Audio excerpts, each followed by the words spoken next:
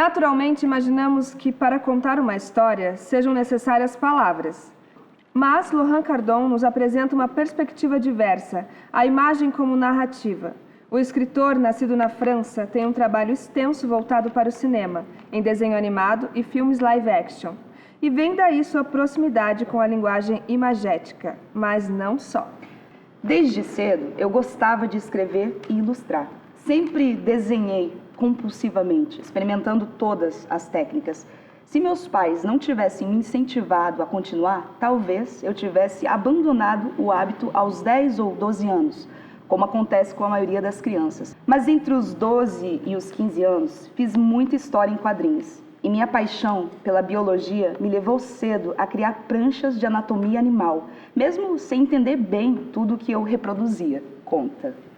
Como Cardon passou a infância na França e parte dela no Marrocos, teve um acesso grande aos livros e à troca dos mesmos entre os 5 irmãos.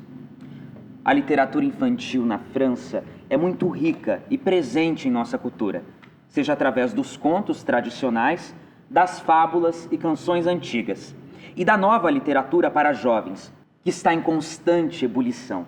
Explica. Ele enfatiza o quanto a biblioteca é presente em seu país de origem e que, no Brasil, ela deveria ter um espaço privilegiado.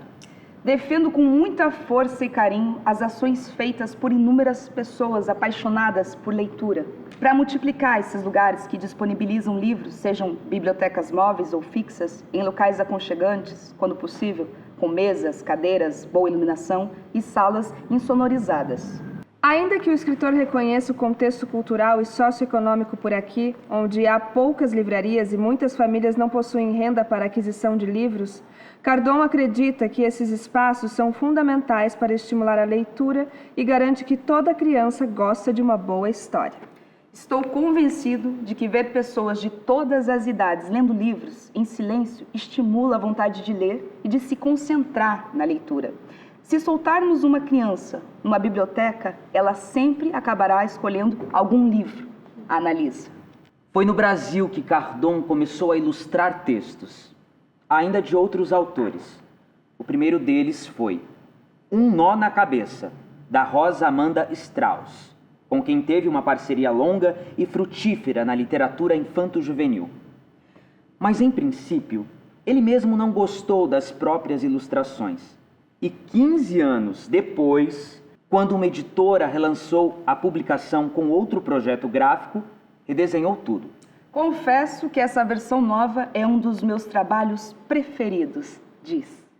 Mais tarde, tendo a oportunidade de escrever e ilustrar suas próprias obras, Cardon ganhou liberdade e é autor de muitos livros sem texto, onde a narrativa se dá pela imagem.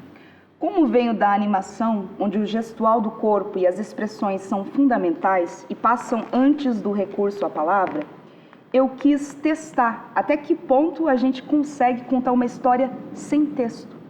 Descobri como é rica e interessante a compreensão da narrativa ilustrada com as crianças no contexto socioemocional, explica o escritor. A literatura infanto-juvenil para Cardon traz algumas questões aos escritores dessa categoria. Ao mesmo tempo em que a criança absorve praticamente tudo o que está ao redor, como uma esponja, ela tem uma forte capacidade de se desconectar caso a narrativa perca o fôlego ou o envolvimento do leitor. Outro ponto é a coesão entre o texto e a ilustração. É preciso criar uma musicalidade entre os dois, um diálogo e fugir de redundância. O texto precisa deixar espaço para que a ilustração traga elementos relevantes à compreensão da história, aponta. No livro Pinçada de Coragem, o segundo de uma coleção que começou com Vai e Vem, o autor traz à tona questões relacionadas ao medo. Em ambas, o menino personagem está à beira-mar, um na praia e o outro nas pedras, experimentando mundos que podem esconder perigos, monstros aquáticos ou uma família gigantesca de caranguejos. Eu queria que o menino passasse do mundo real ao mundo imaginário, de uma forma tão sutil que pudesse, inclusive, confundir o leitor. Será que esse peixinho que ele tanto quer salvar ou capturar realmente existiu? E, na verdade, tanto faz. O importante é que, enfrentando os perigos, ele vai conseguir domar os seus medos, explica o autor. Depois dessas duas narrativas, as seguintes, Flop e Polvo Pólvora, também traziam esse vínculo com o universo marinho, e especialmente com os peixes, e me perguntaram sobre isso. Achei a pergunta tão pertinente que me surpreendeu, pois fiz isso inconscientemente. Aí, meus irmãos me lembraram que quando morávamos no Marrocos, todo final de semana a gente ia para a praia com meus pais e eu sumia nas pedras, onde ia pescar sozinho, o dia inteiro com a minha varinha e o meu baldinho. Amava pescar e amava peixes, relembra. E foi assim que ele descobriu de onde surgiram todos esses peixes das suas histórias. Demais isso. Para o futuro, o escritor gostaria de unir o amor pelas viagens e pelos ateliês de narrativas com crianças. Um sonho seria percorrer o Brasil fazendo isso, indo nas escolas para estimular as crianças suas próprias histórias, seus próprios livros. Imagina, Cardon. O escritor também deseja, em algum momento, trabalhar com comunidades indígenas, ajudando a manter vivas suas lendas e histórias por meio de animação stop motion.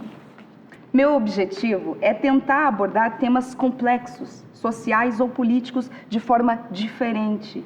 Isso me interessa bastante, enfatiza. Outro projeto, esse já em andamento, é uma coleção literária na qual o protagonista é um fonoaudiólogo, que trata pacientes com dificuldade de dicção. Um problema que vem aumentando nas escolas do mundo inteiro. Enquanto isso, sua coleção de livros de galinhas, juntos e misturados, segue de vento em polpa, com o 4º livro sendo lançado na França. No Brasil, apenas o 1º já está no mercado. Podemos concluir que projetos para o presente e para o porvir é o que não faltam.